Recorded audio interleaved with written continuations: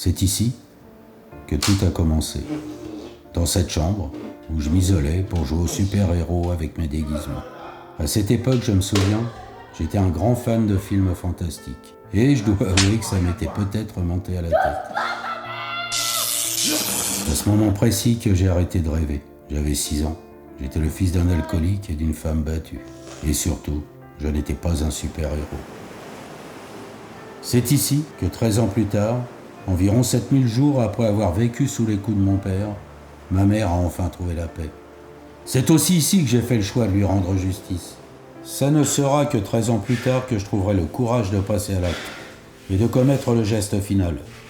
Un geste d'ailleurs qui m'a coûté cher. Quand Madame la juge m'a offert comme un cadeau ses 17 ans de prison pour homicide volontaire. 17 putains d'années à partager ma cellule avec des détenus différents.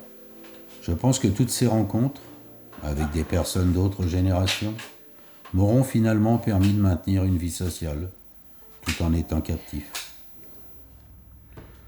Même après ma sortie, 13 ans plus tard, je n'aurais jamais réussi à cicatriser de ma jeunesse.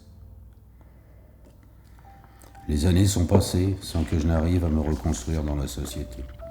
Je n'ai plus été fan de rien. Je ne sais pas si c'est générationnel, mais je m'ennuie. Maintenant, mes rêves sont des cauchemars qui hantent mes nuits, dans lesquels je revois mon père battre ma mère, battre mes rêves de devenir un super-héros. Aujourd'hui, j'ai 73 ans et ma vie n'est plus qu'un souvenir. Un souvenir rempli de rencontres, mais avec peu de partage. Une vie dans laquelle j'ai commis un geste irréparable pour un choix qui me semblait être le bon, mais qui finalement m'a laissé sans avenir. Certains disent que la vie est un cadeau.